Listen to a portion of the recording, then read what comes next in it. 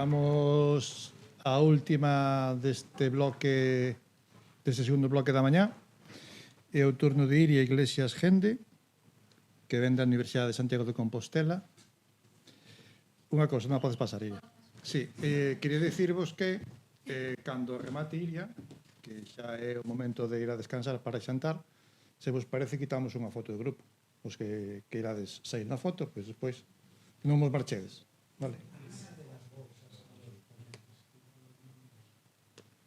Sí, este segundo bloque tamén cada relator ten un agasallo, igual que o primeiro bloque, vamos. Non nos entregamos para non andar aquí enredando polo medio, pero contade con ele, non marchedes tampouco sin os agasallos, que se non nos ensinamos, depois non hai ningún segredo, Sabedes que é unha característica, unha tradición nesta xornada é entregar doces de Melide. Uns paquetiños de ricos, amendoados e melindres. Non sei que nada. Bueno, deixo vos con... Perdón, non estaba. Deixo vos con Iria. Si, está de aquí. Vale. Moi ben. Que ven coa charla que se titula Análise do efecto da consulta electrónica no Servizo de Cardioloxía da área sanitaria de Santiago de Compostela e Barbanza. Bueno, aí, sí? Vale. Bueno, boas casi tardes. Eu son Iria e, bueno, actualmente traballo como asesora en Biostatec, pero vos a presentar, pois, bueno, unha pequena parte do meu traballo de fin de mestrado que fixen en colaboración coa FIS e, bueno, tamén quero un pouco, pois, darlle as grazas aquí diante de todos a Mercedes, que foi a miña titora académica, que a verdade é que, pois, bueno, agradezolle moitísimo toda a axuda que me brindou. E, bueno, paso, vale.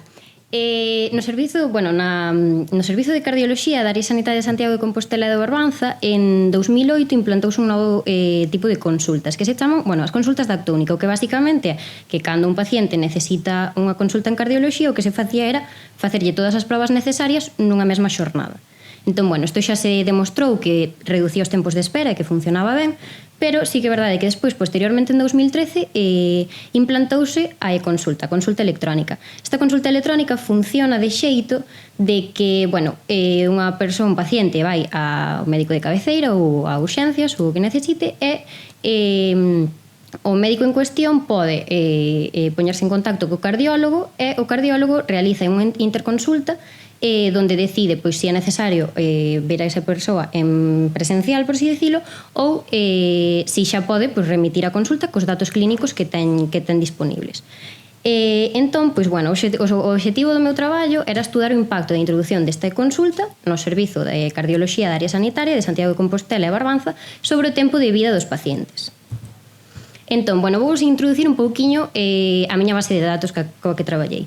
Tiñamos 75.763 pacientes atendidas por este servizo, das cales, bueno, pues aproximadamente un 15% eran non censuradas, é dicir, pues persoas que faleceron durante o seguimento. Bueno, que non o dixen, pero o seguimento pois fíxose para os pacientes que recibiron consultas de acto único dende 2008 ata 2018 e para os da e-consulta dende 2013 ata 2023, é dicir, casi 11 anos de seguimento para ambas consultas. Entón, bueno, nesta área sanitaria hai dous hospitais onde son derivados os pacientes, que está o Clínico de Santiago e o de Barbanza. E, bueno, podemos observar que a maior parte dos pacientes proviñan da atención primaria. E aquí, pois, bueno, deixo-vos un mapa, pois, un pouco para que vexades e ubiquedes pois, esta área sanitaria e, bueno, pois, que se pode observar que a maior parte dos pacientes foron atendidos en Santiago de Compostela, que ao final pois, é o concello con maior poboación desta área. Entón, agora vou introducir un pouco nas principais covariables que utilizamos para o modelo. Por un lado está o sexo, podemos observar pois, bueno, que están bastante ben distribuídos, lixeiramente máis homes. E logo a idade. Aquí, pois, bueno, observamos algo que tampouco nos chama demasiada atención, porque ao final, pois, bueno, hai un pico, pois, bueno, alrededor dos 75 anos. Isto encadrase bastante tanto na poboación galega, que tende a ser maior, como pois, na área de cardioloxía, que tamén pois, podes observar pois, eses pacientes de gran idade. Entón, bueno, temos un número de comorbilidades. O número de comorbilidades son as enfermidades a maiores que ten o paciente a maior da enfermidade principal. E, bueno, pois alrededor de un 70-80% que están entre o 0 e o 2. E logo, pois, bueno, unha porcentaxe lixeiramente tamén importante que teñen pois 3 ou 4 comorbilidades. Logo está a escala de Chadbois, que lles encanta, que, bueno, basicamente mide o risco de accidente cerebrovascular para os pacientes que teñen fibrilación auricular. Pois comentarvos un pouco por encima, pois por exemplo, simplemente para unha muller xa tería 1 punto. Logo, pois se ten máis de 75 anos, pois 2 puntos a maiores. Pois se ten diabetes, 1 punto. Bueno, podes observar aí un pouco pois de onde sale esta puntuación. E tamén temos aquí un diagrama de barras onde pois podemos observar, por exemplo, este 13% son os que teñen a escala 0, serían homes con risco baixo. Logo no 1 se estarían pois mulleres de risco baixo ou homes con un risco algo moderado, e a partir de 2 para arriba pois xa pacientes con risco moderado alto. Vale, despois aquí temos o gráfico de densidade da distancia hospital. A distancia hospital mídese dende o lugar de residencia do paciente ata o hospital no que é derivado. Isto pois interesábanos un pouco no sentido de que ver si realmente un paciente que viva en zonas rurais é igual atendido que un paciente que vive na cidade. E logo, por último, está o tempo de demora. O tempo de demora aquí, bueno, fixen unha transformación logarítmica porque había bastantes valores baixos, entón, pois, así observas un pelín mellor a diferencia, e aquí sí que se pode observar que o logaritmo é menor para os pacientes que foron atendidos co tipo de consulta electrónica.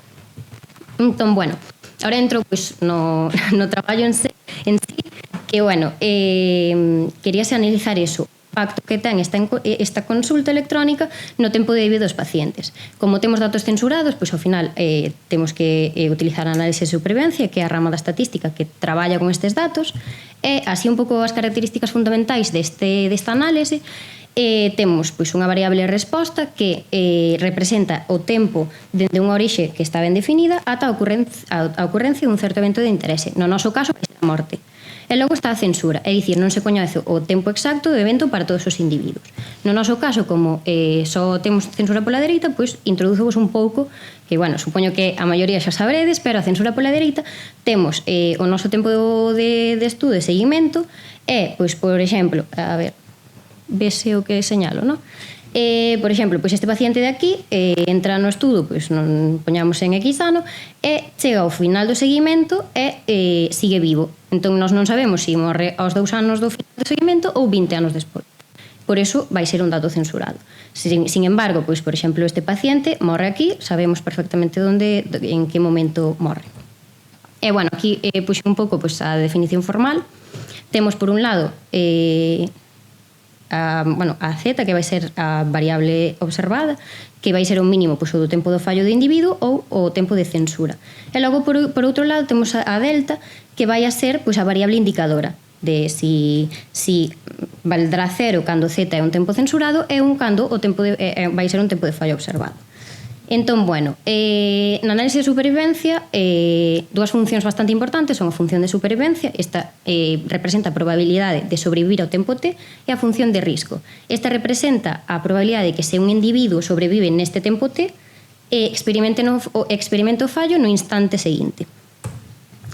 Despois temos o estimador Kaplan-Meier. Ao final, o estimador empírico, para cando temos datos con censura pola dereita, deixa de ser consistente. Entón, de aquí nace o estimador Kaplan-Meier, que, bueno, aquí está definido, deixo-vos aquí a definición, e, bueno, pois xa entrando máis ben pois, no importante que son a análise de datos, utilizamos R, ao final a libraría Survival pois é a libraría por excelencia para este tipo de datos, e mediante a función surfit podemos representar pois este estimador de Kaplan-Meier. E aquí podemos observar pois que a probabilidade de supervivencia para os pacientes que recibiron a consulta é lixeiramente maior que para os que tiveron unha consulta de acto único. E, como tamén queríamos observalo pois analíticamente esta diferenza, utilizamos o test long rank. Este de test contrasta as funcións de risco. Entón, mediante a función surdiff é como facemos o contraste e obtemos pois eso, un p-valor menor que os niveis de significación habituais. Entón temos pois eso, existen diferenzas estatísticamente significativas entre os pacientes atendidos mediante a consulta e os pacientes atendidos mediante a consulta de acto único. Entón, pois, bueno, aquí xorde a idea de pois, seguir un pouco analizando como o tempo de vida pode variar segundo outras variables. Entonces, pois buscábamos un pouco eso, modelos de regresión.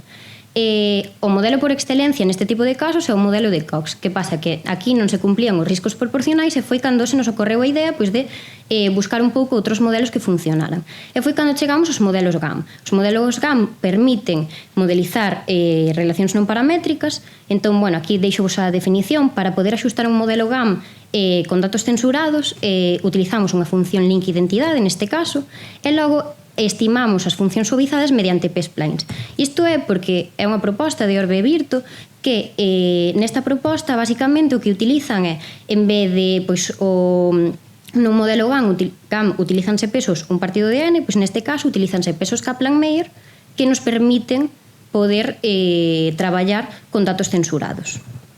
Entón, bueno, aquí poñovos efectivamente como se fai o modelo, teríamos o logaritmo do tempo de supervivencia e logo teríamos tanto sexo como consulta, que serían efectos paramétricos, e logo teríamos os efectos suavizados, a idade, o número de comorbilidades, o tempo de mora, o chatbask, e na distancia hospital o que fixemos foi facer unha interacción para o efecto suavizado para os pacientes con consulta de acto único e para os que recibiron consulta. Entón, bueno, poñovos aquí que para calcular os pesos Kaplan-Meier utilizamos a libraría Consurf e logo para realizar o modelo GAM a libraría MGCV, pois que é tamén a libraría por excelencia para este tipo de modelos. E bueno, aquí podes observar que utilizamos os p-splines e os pesos Kaplan-Meier. Entón obtemos este modelo. Vale, que temos neste modelo? Bueno, por un lado temos unha evidencia explicada un 19,3%. Ao final, en datos clínicos, pois, está bastante ben. E logo temos, pois, para os coeficientes estimados paramétricos temos, pois, por exemplo, para o sexo temos que en media, ao ser unha muller, ten un 9,5% máis probabilidade de supervivencia. E logo, pois, a variable que realmente nos interesa, que é pois, de onde xorde o noso traballo, que é, pois, eso, que coa introducción da consulta mellora a supervivencia nun 22,6%. E logo, para ver os efectos non paramétricos, o que fixemos foi representalos. A representación realízase mediante a función Smooth Estimates, que está disponible na librería Gratia, e ademais calcula os intervalos de confianza, que, bueno, deixeivos aquí pois, como se calculan, basicamente. Entón, obtemos estas representacións, que podemos observar que, ao final, sí que é verdade que ao utilizar un modelo GAM podemos ver estes efectos suavizados que con modelos paramétricos pois, non os poderíamos observar. Por exemplo, falando da idade, temos que se mantén bastante a probabilidade de supervivencia, pero que a partir desa idade que falaba antes, dos 75 anos, que a partir dos 75 anos baixa a probabilidade de supervivencia. E logo temos o número de comorbilidades, isto tampouco chama moito a atención, porque ao final é iso, cantas máis comorbilidades teña un paciente, menor probabilidade de supervivencia ten. E logo, pois, por exemplo, o tempo de demora sí que é verdade que se mantén, pero que ao final o intervalo de confianza é bastante amplio. E falando da distancia, pois aquí temos que para as consultas de acto único a distancia sí que é verdade que diminúe lixeiramente, ao aumentar a distancia diminúe a supervivencia, pero bueno, ao final tampouco é unha escala demasiado grande e en media tampouco se nota tanto esa diferenza. E logo, por último, temos a distancia, o efecto da distancia hospital para as consultas. Aquí sí que é verdade que observamos un comportamento un pouco máis errático. Entón, finalizo pois eso coas conclusións. Ao final, a conclusión principal deste traballo é que observamos unha asociación positiva entre a presenza da consulta e un maior tempo de vida. E, bueno, poñovos aquí as conclusións que sacamos a maiores, que xa non entrei nesta presentación, pero sí que é verdade que tamén logramos demostrar pois que se mellora a accesibilidade ao sistema sanitario galego, porque logramos demostrar que se reduce significativamente os tempos de espera e tamén o número de visitas a urxencias e o número de consultas posteriores asociadas pois, a este servizo de cardioloxía. E, bueno, moitas grazas, e calquera cousa, pois preguntademe.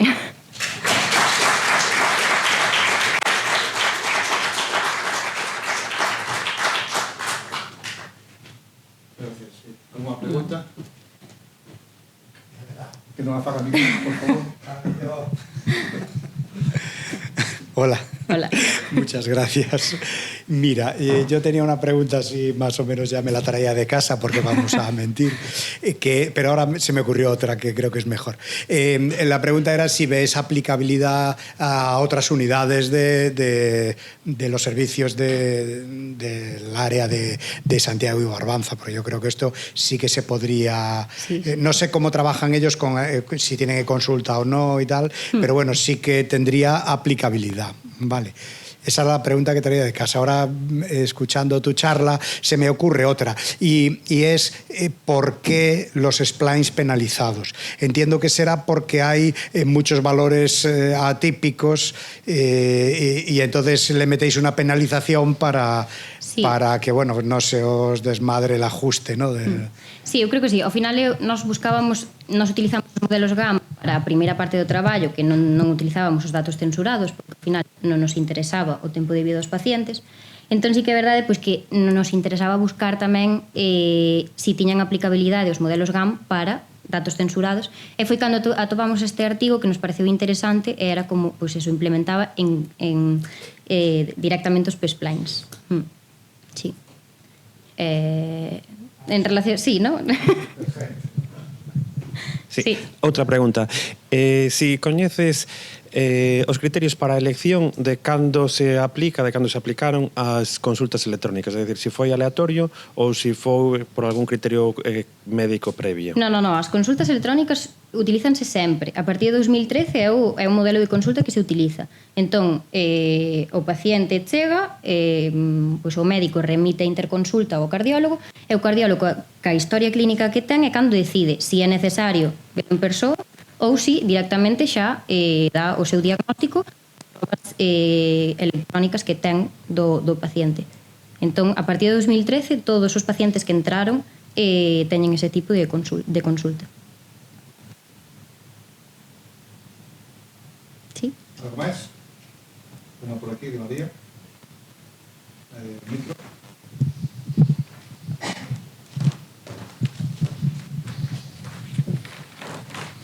Gracias, Iria, pola presentación. Como xa sabes, eu xa coñecía o teu traballo. Gracias polo convite, por aceptar vir hoxe a contarnos non só os membros do máster, no?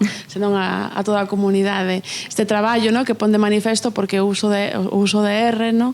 Pois é moi útil, pois é un problema como este que é un problema real, no? Entonces non é que teña unha pregunta, vale, senón pois é un comentario para que vexades todos, no? A potencialidade que R ten, e estos son problemas reais da vida real de todos os días, no? Neste caso, pois no campo clínico. Sí, nada, solo era eso. Gracias. Gracias. Gracias.